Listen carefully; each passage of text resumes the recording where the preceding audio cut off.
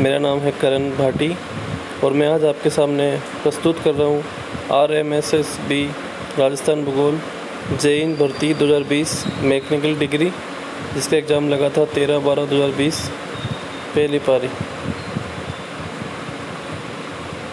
तो मैं बताना चाहता हूँ कि आप सबको कि ये जो पेपर मैं अपलोड कर रहा हूँ ये हर किसी न किसी एग्ज़ाम में पूछे गए हैं और मैं चाहता हूँ कि आप सब इस क्वेश्चनों का मतलब अच्छी तरह से अपने नोट्स में लिखकर याद करें, ताकि आपको आने वाली सभी भर्ती परीक्षाओं में इसका लाभ मिल सके।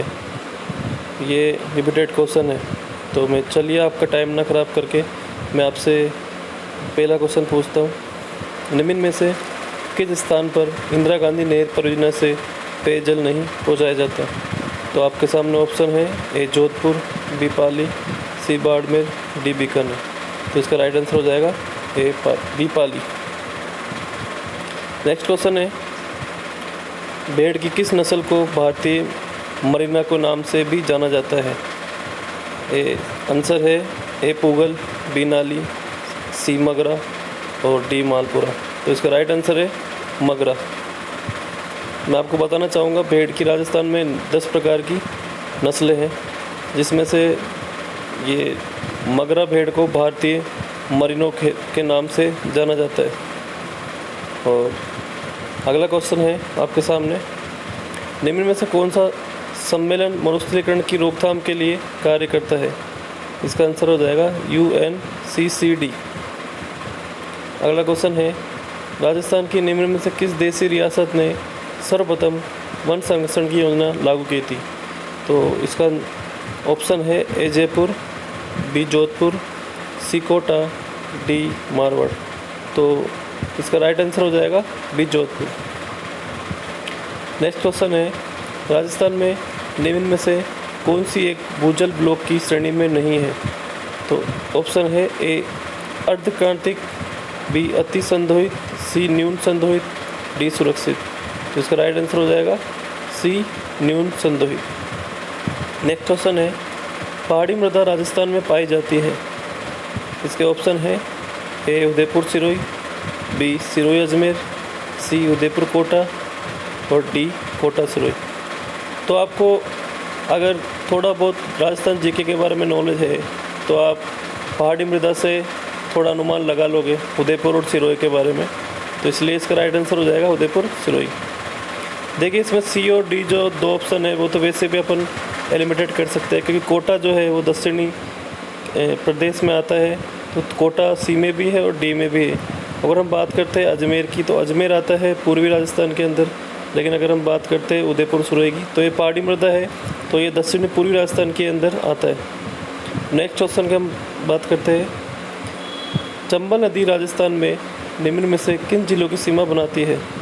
बहुत अच्छा क्वेश्चन है। चंबल नदी के बारे में आप सब लोग जानते हो, राजस्थान की सबसे बड़ी नदी है चंबल नदी, जो राजस्थान में 6 जिलों में बहती है और नागपाड़ से निकल कर है। तो इसका ए ऑप्शन है, चंबल नदी राजस्थान में निम्न में से किन जिलों में सीमा बनाती है? तो इसका ऑप्शन है ए बारा झालावाड़, सी कोटा सवाई माधोपुर, सी सवाई माधोपुर टोंक और डी कोटा और बारा। तो इसका राइट आंसर हो जाएगा कोटा और सवाई माधोपुर। नेक्स्ट क्वेश्चन है, लूनी बेसिन को और किस नाम से भी जाना जाता है? ए ऑप्शन है गोंडवाना, बी है मावली, सी है गोडवार और डी है शेखावटी। तो इसका राइट आंसर हो जाएगा गोडवार। एक गोडवार है और एक गोडाउन है, तो आपको ध्यान रखना है, इसका राइट आंसर होगा गोडवार। नेक्स्ट क्वेश्चन है, राजस्थान में टाका और खड़ी प्रकार है? ए ऑप्शन परंपरागत लोक नृत्य, बी परंपरागत कृषि पद्धति, सी परंपरागत जल संरक्षण तकनीक के और डी परंपरागत युद्ध कौशल। तो इसका राइट आंसर हो जाएगा ए सी परंपरागत जल संरक्षण तकनीक। नेक्स्ट क्वेश्चन है, निम्न में से किस जिले में राजस्थान की 20वीं पशुगणना 2017 के अनुसार सर्वाधिक पशुधन संख्या है? इसमें ऑप्शन है ए बाड़मेर, बी नागौर, सी जयपुर, डी धौलपुर। तो इसका राइट आंसर हो जाएगा ए बाड़मेर। मैं आपको बताना चाहूँगा ये जो पशु जनगणना है वो 20वीं पशु गणना है, तो जो 2017 में हुई थी, और इसी के अनुसार इसमें सर्वाधिक जो पशुधन संख्या है वो बाड़मेर की है। नेक्स्ट क्वेश्चन है, जाखम बांध परियोजना राजस्थान के निम्नलिखित जिलों से किसमें स्थित है? जाखम बांध परियोजना, तो जाखम बांध राजस्थान के अंदर प्रतापगढ़ इसका राइट आंसर हो जाएगा। प्रतापगढ़ के अंदर जाखम बांध परियोजना स्थित है। और जो आगे अगर हम और चर्चा करते हैं, बी इसमें आएगा माही परियोजना बांसवाड़ा के अंदर आती है, उदयपुर के अंदर आती है। सोम कागदार परियोजना जो उदयपुर में आती है। नेक्स्ट क्वेश्चन है, निम्न उत्पादों में से कौन सा पर्दे बनाने में काम में आता है?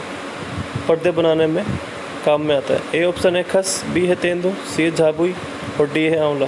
तो आपको ध्यान में रखना है, इसका राइट आंसर हो जाएगा खस। और तेंदू के पत्तों से आप सब जानते हो, तेंदू के पत्तों से बीड़ी बनाई जाती है, वो बीड़ी जो आप लोग पीते हो, इसलिए। नेक्स्ट क्वेश्चन है,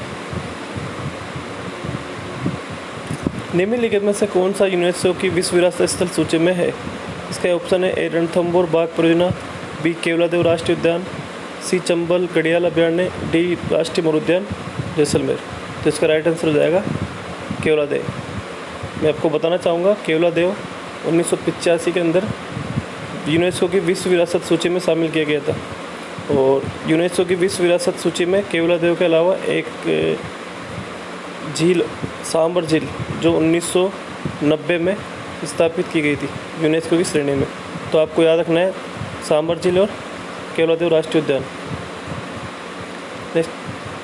नेक्स्ट क्वेश्चन है, राष्ट्रीय राजमार्ग 44 राजस्थान के किस जिले से निकलता है? तो ऑप्शन है ए धौलपुर, बी करौली, सी सवाई माधोपुर, डी दौसा। तो इसका राइट आंसर हो जाएगा ए धौलपुर। नेक्स्ट क्वेश्चन है, राजस्थान का पूर्वी मैदानी भाग राजस्थान राज्य के कुल भौगोलिक क्षेत्र का लगभग प्रतिशत धारित करता है। ये भी बहुत लेटेस्ट और बहुत अच्छा क्वेश्चन है। तो इसका ऑप्शन है ए 23, बी 9, सी 33% और डी 61। तो इसका राइट आंसर हो जाएगा ए 23%। पूर्वी मैदान की अगर हम बात करते हैं, पूर्वी मैदान के अंदर हम अगर बात करते हैं तो इसका जो क्षेत्रफल है वो है 23% और जो जनसंख्या है वो 9%। ध्यान रखना, पूर्वी भाग के अंदर मैं बता रहा हूँ आपको। और अगर पश्चिम के अंदर हम बात करते हैं तो इस 61% क्षेत्रफल हो जाता है और 40% जनसंख्या होती है। ये दोनों बातें आपको ध्यान में रखनी है। नेक्स्ट क्वेश्चन है, निम्न में से कौन सा राजस्थान में प्रचलित तौर पर मावट के रूप में जाना जाता है? दोस्तों, मावट के अंदर हम बात करते हैं तो ये एग्ज़ाम के अंदर बहुत रिपीटेड क्वेश्चन है जो हर एग्ज़ाम में बार बार पूछा जाता है। कई बार ये पूछ लेते हैं कि मावट से कौन सी फसल राजस्थान में ज़्यादा प्रभावित होती है? तो इसका आंसर आता है गेहूँ। इसका आंसर उस समय आ जाता है। तो ये क्वेश्चन कभी इस प्रकार से पूछता है तो कभी इस प्रकार से पूछता है।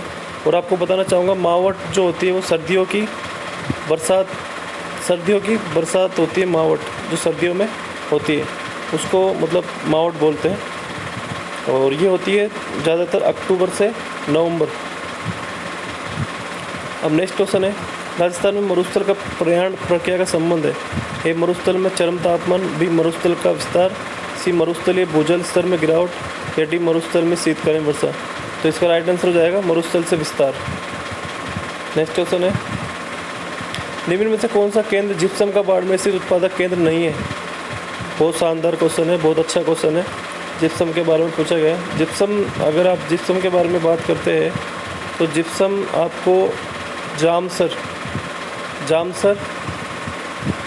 बीकानेर में देखने को मिलते हैं जिप्सम, और नागौर में जिप्सम के उत्पादक क्षेत्र। और एक जो है श्योकर, पार की धारणी और कुराला, ये सब बाड़मेर के अंदर जिप्सम के केंद्र है। बाड़मेर के अंदर जिप्सम के केंद्र, लेकिन इनके अंदर पूछा गया है कौन सा जिप्सम का उत्पादक केंद्र नहीं है जो बाड़मेर में नहीं पाया जाता। तो इसमें ए ऑप्शन है श्योकर, बी है खुटानी, सी पार की धानी, डी कुराला। तो इसका राइट आंसर हो जाएगा खुटानी जो ऑप्शन है वो बाड़मेर में जिप्सम का केंद्र नहीं है। नेक्स्ट क्वेश्चन है, बरखान स्थलाकृति निम्न में से किस भौतिक विभाग से संबंध रखती है? बरखान बरखान के बारे में अगर मैं आपको बताना चाहूँ तो बरखान अर्धचंद्राकार बालों का स्तूप बरखान कहलाते हैं, जो शेखावटी में आपको देखने को मिलेंगे। शेखावटी प्रदेश में सीकर और झुंझुनू, चूरू आदि प्रदेश शेखावटी प्रदेश में आते हैं। तो बरखान की जो आकृति है वो आपको देखने को मिलेगी मरुस्थलीय प्रदेश में। और बरखान कहाँ पर आता है? सीकर, झुंझुनू, चूरू। ठीक है। नेक्स्ट क्वेश्चन है, राजस्थान में माही नदी निम्न में से किन जिलों की सीमा बनाती है? बहुत अच्छा क्वेश्चन है। माही नदी के बारे में हम बात करते हैं तो इसका ए ऑप्शन हो जाएगा डूंगरपुर, बांसवाड़ा।